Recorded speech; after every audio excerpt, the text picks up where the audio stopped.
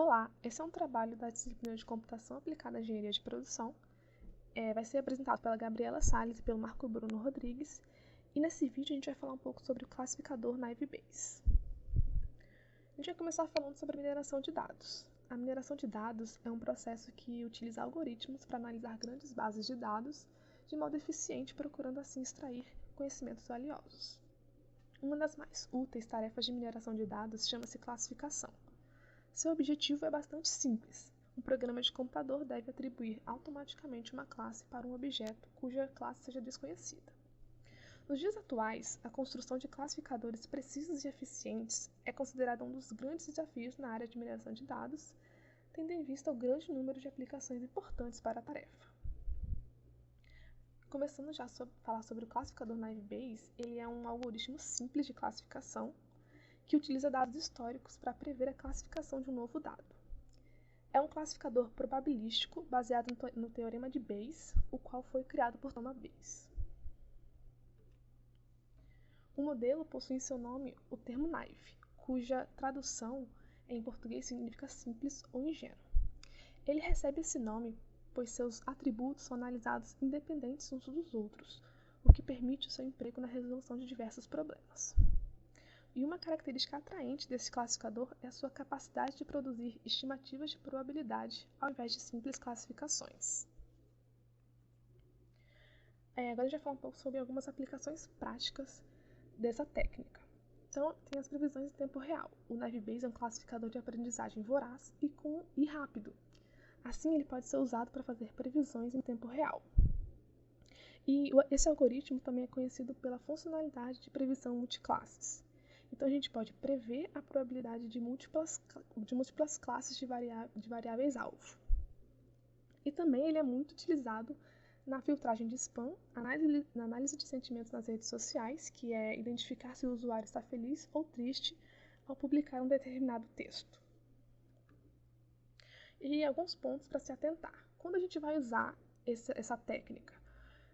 Quando tiver uma disponibilidade de um conjunto de treinamento grande ou moderado e os atributos que descrevem as instâncias forem condicionalmente independentes dada a classe. Outra coisa importante é que a acurácia mede a eficácia de seu modelo, ou seja, o quão bom é o algoritmo ou modelo treinado para representar um ou outro conjunto de dados qualquer. Aqui a gente vai falar um pouco sobre as bases teóricas e os cálculos envolvidos na técnica. Então a gente sabe que o classificador Naive-Bayes é baseado no teorema de Bayes e tem o objetivo de encontrar a probabilidade a posteriori.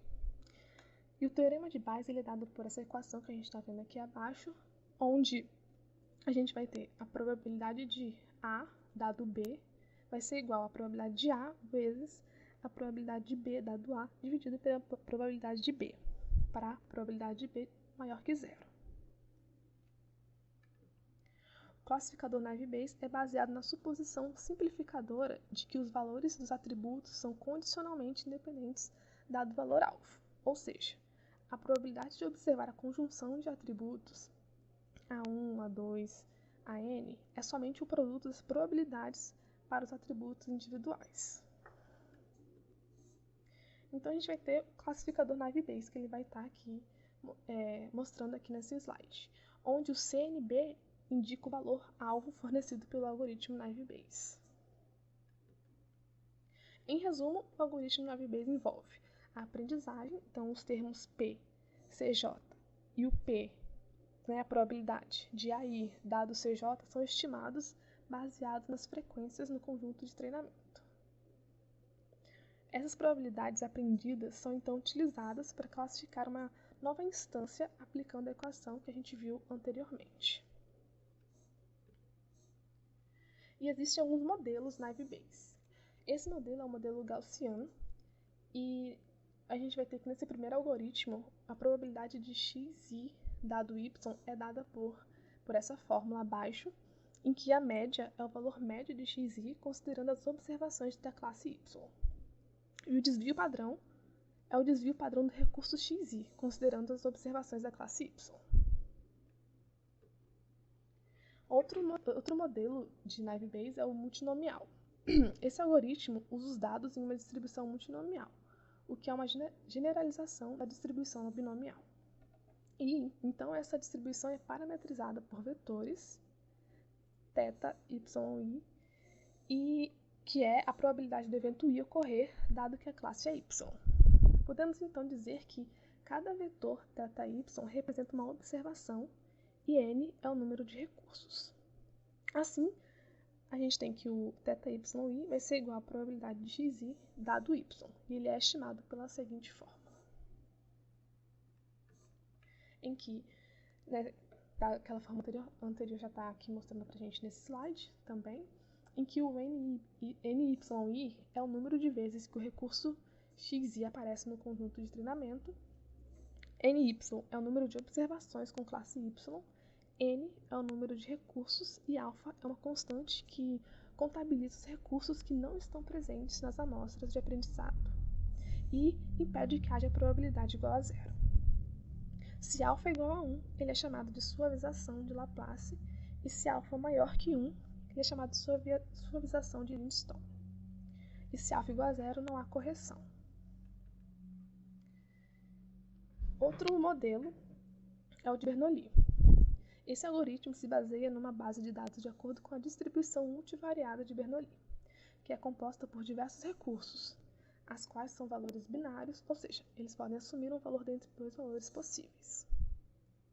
Se algum recurso não for composto por valores binários, Bernoulli NB ele irá transformar esse recurso em um recurso composto por valores binários, dependendo do parâmetro binarize.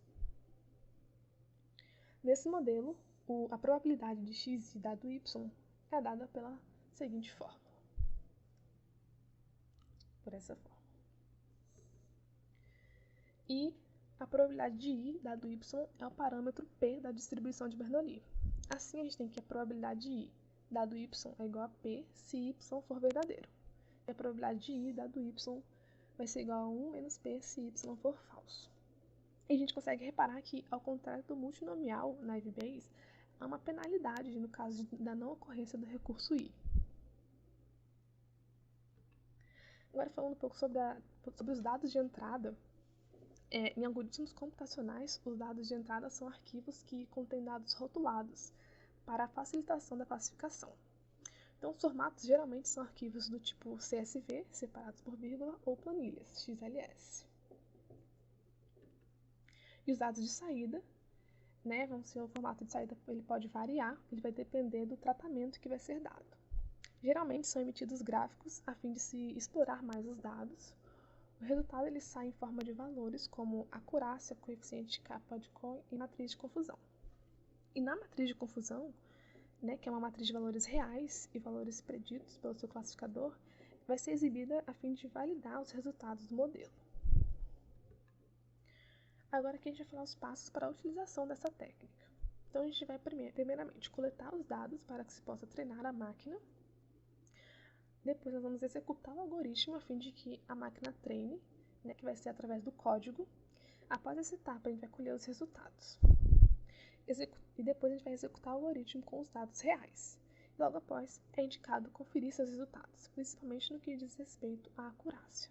E vai conferir os resultados com o teste.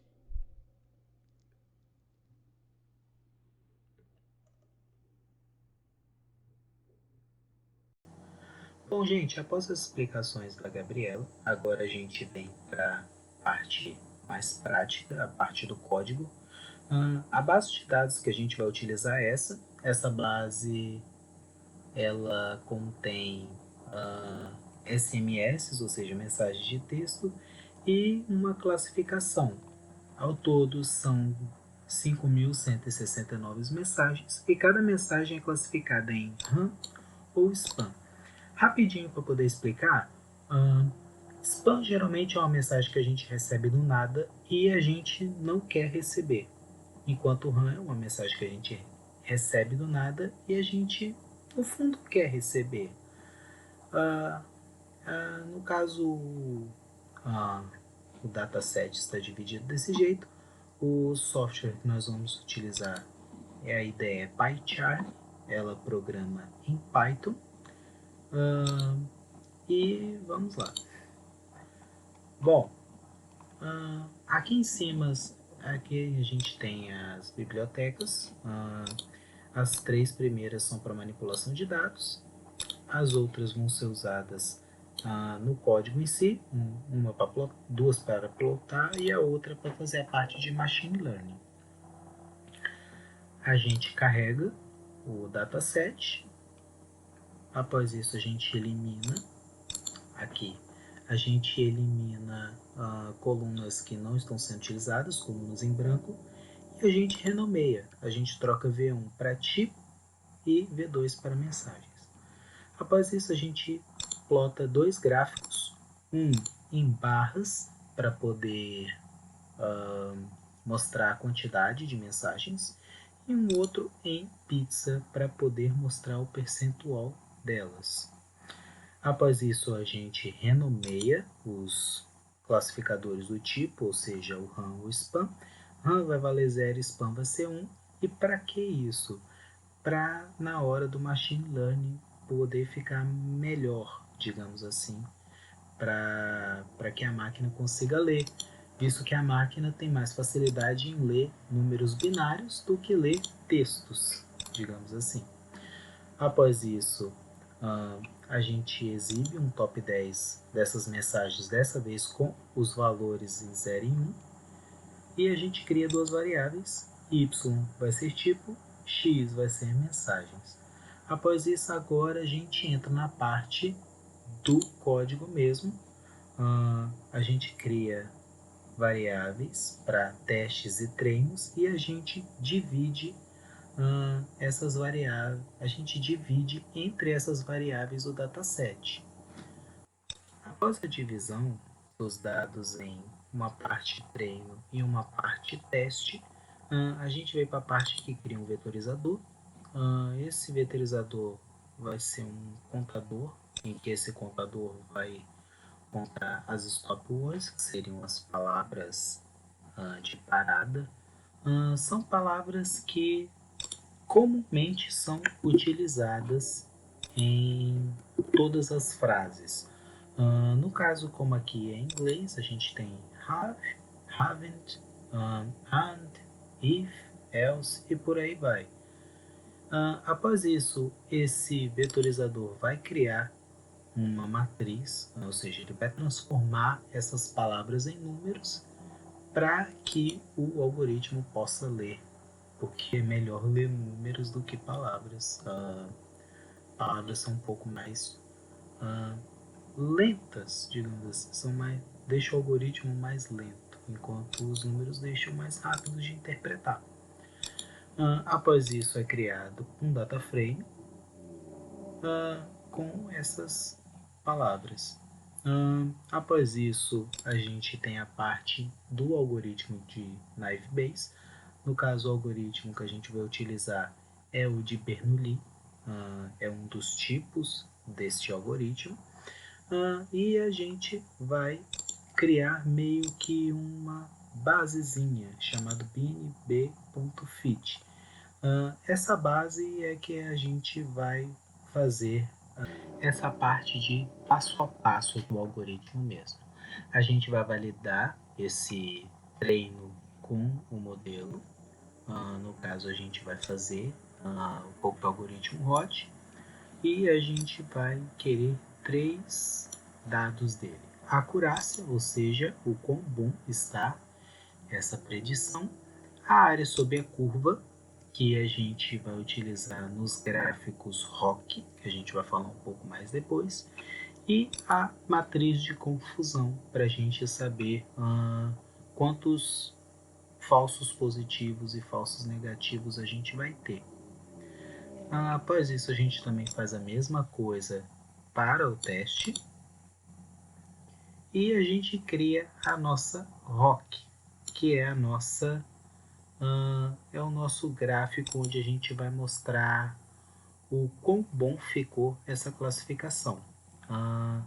Vale lembrar que a área sobre a curva ela vai de 0 a 1 e o quão mais próximo tiver de 1, melhor essa classificação ficou. Ou seja, o ROC nada mais é do que uma validação do que uma interpretação gráfica do quão bom a classificação ficou. Feito isso, a gente vai rodar. Na verdade, a gente já rodou. Aqui está o trabalho que a gente vai pegar. É o spam. Vamos voltar. Não ligue para a menina. E a gente já tem primeiro aqui o gráfico de barras. A gente vê que as mensagens RAM quase se aproximaram de 5.000, enquanto as spams nem chegou a 1.000. Agora a gente fecha e a gente tem o gráfico em pixel. Aí a gente pode constatar que realmente, como a gente viu também lá no site, 87% ficou em RAM, enquanto 13% ficou em spam. Fechando aqui rapidinho, e aqui a gente tem a nossa curva ROC, que a gente vai falar daqui a pouquinho. Bom, aqui nós temos, no caso no terminal aqui, nós temos a mensagem, que no caso não foi exibida porque é muito grande, vai ser exibida aqui embaixo, e a classificação, se é RAM, se é spam. Após aquela parte que a gente transformou RAM, spam em 0 em 1, a gente exibiu de novo, aqui está ela. Depois disso a gente quis as 10 mensagens que mais aparecem. Sorry, I call you later. Aparece muito, ela tem um tamanho de 30 e um A máximo de 0. E após isso a gente vem aqui para baixo e a gente tem a acurácia do treino, a área sobre a curva e a matriz de confusão. Se a gente for reparar aqui na matriz de confusão, a gente reparou que o algoritmo conseguiu classificar 3.370 mensagens como RAM e 482 como spam, sendo 47 mensagens não classificadas e, no caso, 47 spams não classificados e um spam não classificado.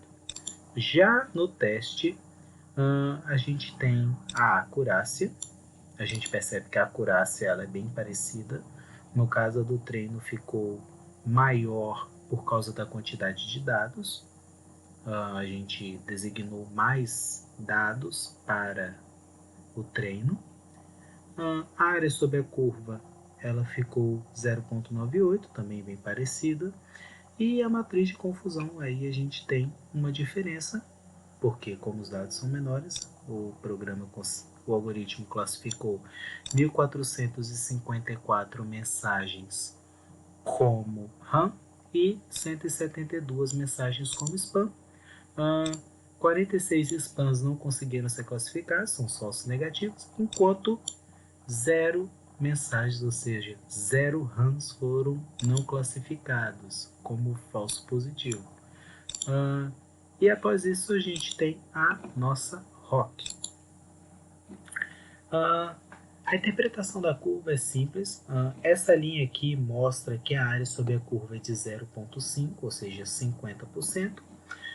Quanto mais para cima for, melhor o programa trabalhou, ou seja, a sua classificação foi muito melhor. Aqui a gente pode perceber que estava quase se aproximando de 1. Se a gente for olhar os dados, aqui, que é 0.99, 0.8, 0.98, a gente vê que foi uma classificação muito boa. A gente acabou esquecendo de falar, mas a plataforma que a gente buscou a base de dados foi a Kaggle. E tem vários artigos na internet falando sobre Machine Learning. Eu recomendo muitos do Medium, medium.com. Você consegue achar muita coisa lá e escrita por pessoas comuns, ou seja, seria mais ou menos um compartilhamento de informação. Então é isso, gente. A gente fica por aqui. Obrigado por todo mundo que assistiu até agora. Espero que possamos agregar um conhecimento maior para vocês. possamos agregar algum tipo de conhecimento.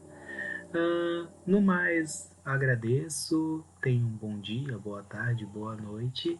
E se gostou, dá uma curtida, se inscreve no canal, ativa o sininho. Deixa aí alguma coisa nos comentários, alguma dúvida, alguma sugestão, reclamação.